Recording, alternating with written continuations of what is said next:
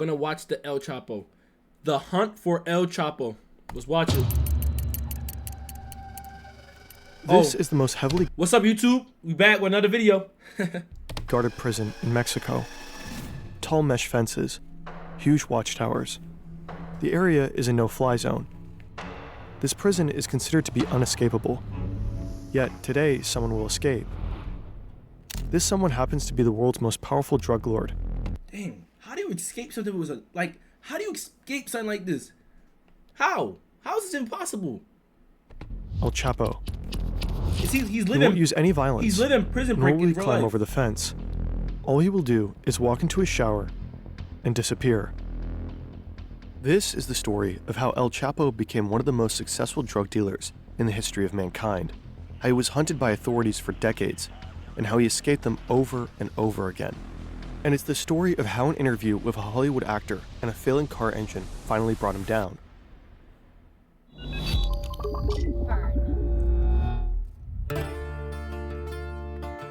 Prison break in real life. Seems interesting, bro. 1975. Joaquin Archivado Guzman Loera was born on April 4th, 1957, in a poor family in a poor neighborhood, the village La Tuna in Mexico's Sierra Madre Mountains. Boys here don't grow up wishing to be astronauts, firefighters, or doctors. They want to become drug traffickers. It's a way to make money, and money is a way out. People will call Guzman El Chapo because of his height. He doesn't grow taller than 1.67 meters. El Chapo drops out of school early. He doesn't even finish elementary school. Instead, he spends his time working on the marijuana and poppy fields, a family tradition. From a young age, El Chapo is extremely ambitious. He makes friends with big names in the local drug scene, determined to rise through the ranks of Mexican organized crime. First, he becomes a so-called problem solver. Whenever a truckload of drug shipment misses schedule, El Chapo eliminates the person responsible. His uncompromising attitude makes him trustworthy, and he grows close to the kingpin of the Guadalajara cartel. When the boss is arrested, El Chapo keeps the business running, ultimately setting up his own organization with other traffickers, the Sinaloa cartel. He organizes planes, Hey, trucks, make sure and y'all rail follow along also. Make sure y'all follow along. cars to deliver cocaine and heroin into the United States, and he even builds border-crossing tunnels, a skill that will come in handy many years later. In those early years, one incident really puts El Chapo on the map. May 24th, 1993. This is Juan Jesus Posadas. He's the Archbishop of Guadalajara and a cardinal, one of the highest ranks in the church. Posadas is a popular man. He advocates for the poor and publicly condemns drug trade. Right now, he is on his way to the airport to meet an ambassador of the Vatican. At the same time, El Chapo and his bodyguards pull into the parking lot. They are here to catch a flight to the beach resort town of Puerto Vallarta, one of El Chapo's favorite places to party. We don't know exactly what happened in this parking lot next. One thing we know for sure, though, the cardinal will not survive. They got live footage. This is the official version. These brothers run a drug trafficking operation out of Tijuana. They are at war with El Chapo and his cartel. They fight over drug running territory, and somehow they get wind that El Chapo is going to be at the airport that day. So one of the brothers and a group of gunmen rush there to ambush him. When they spot him and his bodyguards, they step out of their cars and open fire. El Chapo and his men run toward the terminal building, taking cover behind cars in the lot. It's raining bullets, but somehow they manage to escape without getting hit. The failed assassination leaves 7 people dead, among them the cardinal. This is the version of events that authorities will publicly report. Posadas was caught in the crossfire. Wrong time, wrong place. But there are doubts about this story. His death doesn't appear like a coincidence. Forensic experts will later say it's likely that the gunman killed the cardinal deliberately. He was shot 14 times from close range. Later, the officials suggest that the gunman had mistaken the cars. El Chapo regularly drives a white Mercury Grand Marquis, the same model Posadas sat in that day. The gunman thought it's El Chapo's car and opened fire. But the cardinal wore his robe when he was shot. He was not dressed at all like a drug lord. If the gunman killed him at a close range, how could they have confused him with El Chapo? Years later, the successor of Posadas will make a serious accusation. He claims the murder of the cardinal was a crime of the state. Se trató de un crimen de Estado, perpetrado por la Policía Judicial Federal, es decir, por la Policía de la PGR, He believes the police carried out the killing for the Mexican government. Posadas had accused government officials of having ties to these cartels. Up to this day, it remains a mystery. What really happened in 1993 at Guadalajara Airport? This is El Chapo's wife, his sons, and one of his closest partners. Just 2 months ago, El Chapo was captured and brought to Altiplano Maximum Security Prison. Now the group is working on a plan to get him out. They begin by acquiring an old property 1 kilometer away from the prison. Next, they buy an old warehouse nearby. Here they store weapons in an armored pickup truck. Then they hire workers for one very specific job, digging a sophisticated tunnel.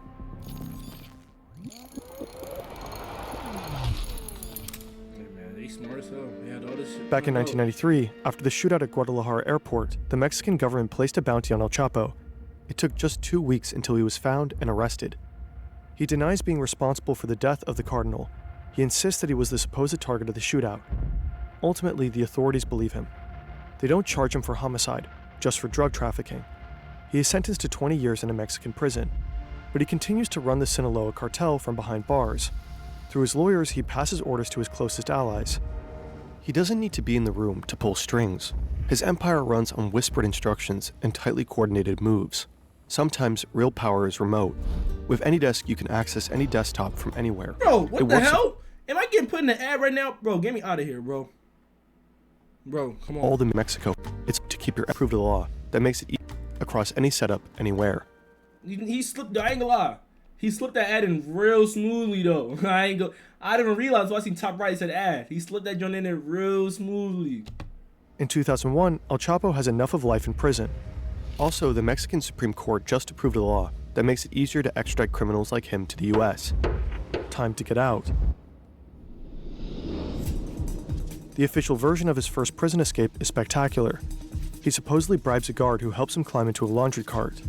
The guard then pushes the cart out of the cell, down the hallways, and through an unguarded gate to the parking lot. El Chapo jumps out and climbs into the trunk of a car. The guard gets in and drives to the outer prison gate. After a quick search, the car is waved through. Nobody checks the trunk. But again, that's just the official story. Several authors and journalists don't buy it. One argues that the prison's checkpoints were equipped with heat and motion sensors, capable of detecting any living creature, even a cat. That means the alarms would have gone off. Instead, the journalists suggest that El Chapo may have left the prison dressed in a police uniform, escorted by other corrupt officers. One way or another, systemic corruption likely played a role, and El Chapo put his newly won freedom to use.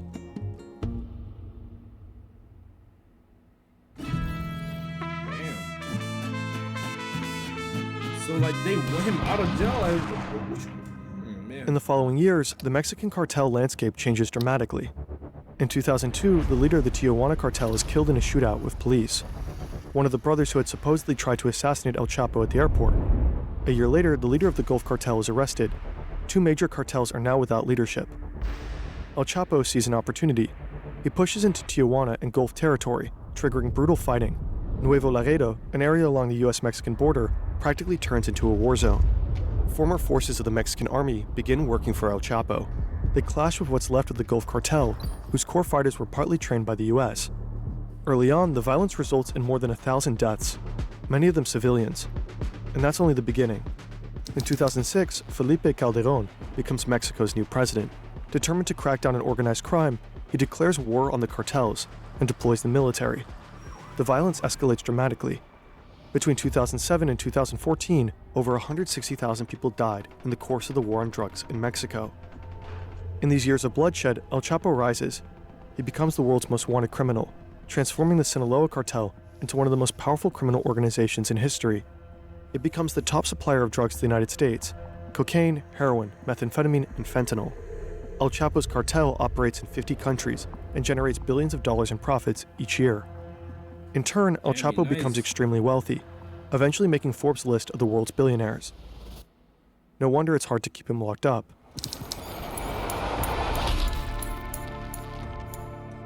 El Chapo's rescue commando needs to know the exact location of his prison cell, so they smuggle a GPS watch into his prison cell, disguised as a food item. Now the workers know in what direction they need to dig. Over the span of a year, they dig a sophisticated tunnel, a carefully planned complex construction costing approximately $5 million to make. The tunnel is 1.5 kilometers long and 1.70 meters high. It is reinforced by a wooden frame. There are lights and even a ventilation system. Digging a tunnel creates a lot of dirt, so the workers build a rail system with a motorcycle adapted to it to move the dirt out of the tunnel. The construction is also supposed to function as an escape vehicle later on. But how did El Chapo end up in El Altiplano in the first place?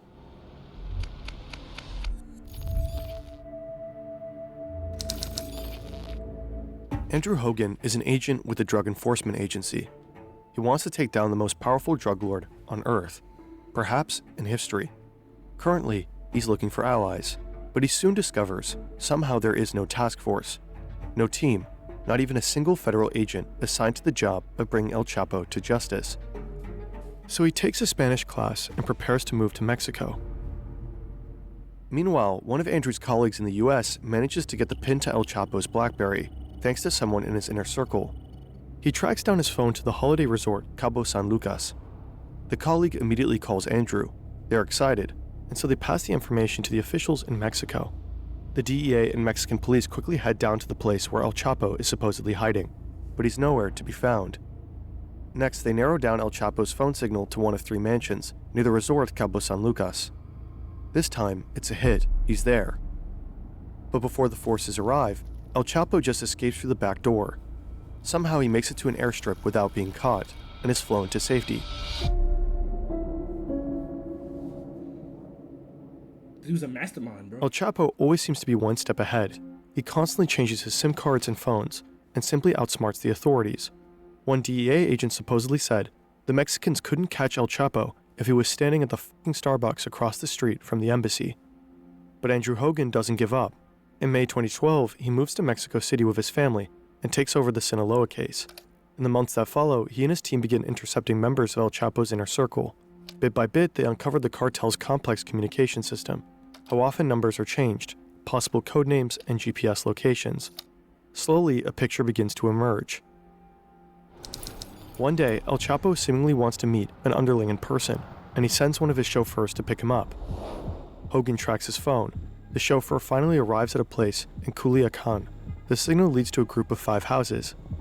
Hogan organizes a capture operation with dozens of Mexican Marines, helicopters, and trucks, and he joins the mission himself. They surround the property and storm inside. But once again, El Chapo is gone.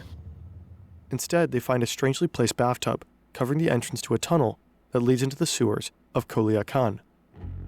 But this time, the Marines manage to stay on El Chapo's tail.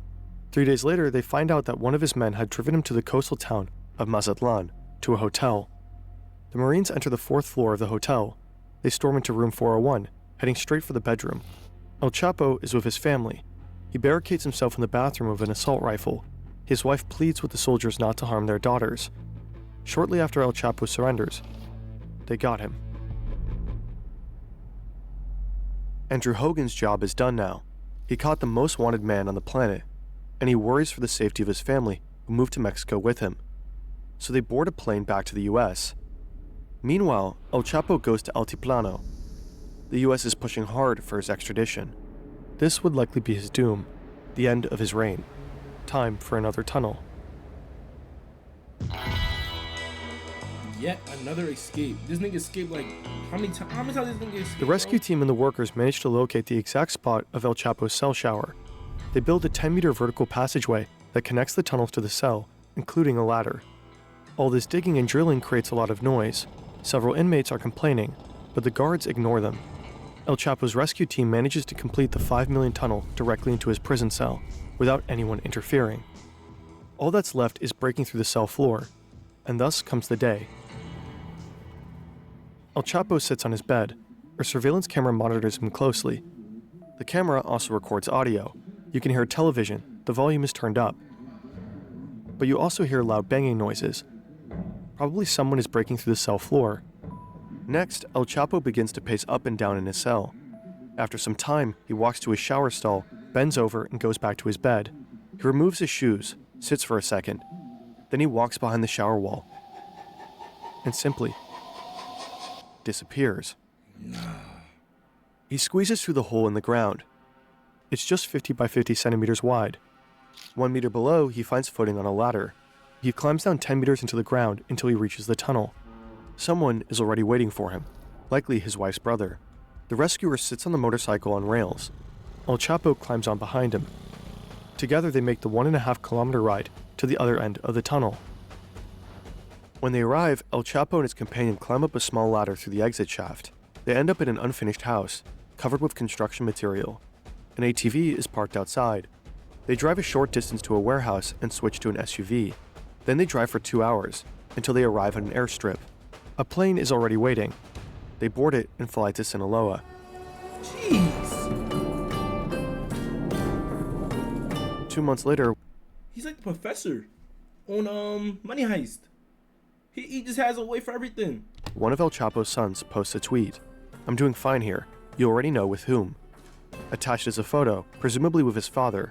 The tweet is tagged with a location, Costa Rica. Let's back up for a second. Some things about this spectacular escape just don't add up. There's video footage of guards watching their screens as El Chapo disappears, yet it takes them 20 minutes to check his cell. They even wait a few more minutes before they finally enter and check the escape hole. Also, it seems unlikely that building such a tunnel truly went unnoticed. After all inmates... I'm saying, bro, someone has to be helping him, bro. Someone within the police force, whatever government they got, someone's helping him for sure, dog. Come on, bro. actively complained about the drilling noise. A large majority of Mexicans believed the escape was an inside job.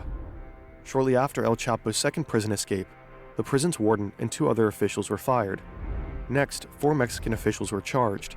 2 were members of Mexico's Secret Service, based at the prison. The other 2 were guards who sat in the control room, monitoring El Chapo's cell. The accusation is that they bought El Chapo valuable time by not raising the alarm once the drug lord was gone. And El Chapo, he again becomes one of the most wanted criminals on Earth. The pressure to finally bring him to justice is higher than ever. The hunt is on. Then El Chapo makes a crazy move. He knows he's considered a legend in Mexico, and he wants even more fame. A movie about his life on the big screen. Sean Penn is already involved in a production about him, along with Mexican actress Kate del Castillo. Castillo manages to contact El Chapo and his associates. Finally, El Chapo agrees to meet her and Sean Penn in person to talk about the movie, while technically he's on the run. This is a photo of the meetup. Sean Penn interviews El Chapo about his career as a drug lord, a story later published by the Rolling Stone. In it, Penn reveals that El Chapo's escape tunnel engineers have been flown to Germany for 3 months of extensive additional training, necessary to deal with the low-lying water table beneath the prison. It's a gripping read. Beneath his smile, there's a doubtlessness to his facial expression. A question comes to mind as I observe his face, both as he speaks as while he listens. What is it that removes all doubt from a man's eyes? Is it power, admirable clarity, or soullessness? But according to government sources, the interview is also a crucial factor for investigators to get closer to El Chapo. Apparently all the while they're monitoring Penn and Castillo's movements very closely. It's October 9th, 2015. Mexican special forces are closing in on him in the mountains of Sinaloa. After a while, they actually spot him. He's only got 1 bodyguard with him. This is their moment. They take off after them, chasing them through the terrain. As they get nearer, El Chapo falls off a cliff. His bodyguard finds him and carries him to the depths of the forest. The special forces lose sight of them and they escape. A catastrophic failure. But the authorities don't give up the hunt. How? So you telling me this is a foot race and you lost him? Man, I'm hunting him down. You crazy. How much you need me to do it for? I'm hunting him down. In January 2016, they get another chance. El Chapo not fast. The Marines manage to locate El Chapo once again in the coastal city of Los Mochis. The clue comes from a taco order placed from a white van. Witnesses say the driver is one of El Chapo's men. The Marines begin to surveil the car. It ultimately leads them to a safe house. A few hours later, the soldiers storm the place. Cartel gunmen try to hold them off. A gunfight breaks out. The Marines eventually push up to the 2nd floor, then the roof. But El Chapo is gone. Alright, I ain't gonna lie. At some point, bro, you gotta kill him, bro. He escaped way too many times, bro. You just gotta kill him, bro. Get him off the earth. True to his form, he and one of his gunmen fled through a hidden tunnel. Right now, they are climbing out of a drainage tunnel a short distance away, right across from a Walmart. El Chapo and his gunmen need to escape quickly. They steal a car, guns drawn, but after just driving a few blocks, the car breaks down. So they ditch it and lose valuable time. Then they take over another car and manage to get on the highway, but it's too late. Police finally arrest El Chapo, one of history's most powerful drug lords. He tells the officers, "You are all going to die." 40 of his assassins are supposedly on their way to free him, but he gets handed over to the Marines, and it's over. After a decade of hide and seek, escaping over and over again, in all likelihood protected by systemic corruption, El Chapo has finally been caught. Later that day, the Mexican president tweets, "Mission accomplished. We have him." He tweeted that? Hey, Soon bro, after, it only El took Chapo you, was extradited to the United like, States, 50 the one years? thing he truly feared. On July 17th, 2019, 3 years after his second escape, he was sentenced to life in Colorado's Supermax prison. That's where he remains locked up to this day. The Sinaloa cartel and other Mexican cartels are as strong as ever, operating as undeterred global organizations. There's so much more to this story that we couldn't cover in this video, but apparently some video journalist obsessed with maps is about to pick it up very soon. Oh, hi Fern. Love your stuff. We will keep you posted. Wow, okay. Well, that concludes our video of El Chapo and his hunt.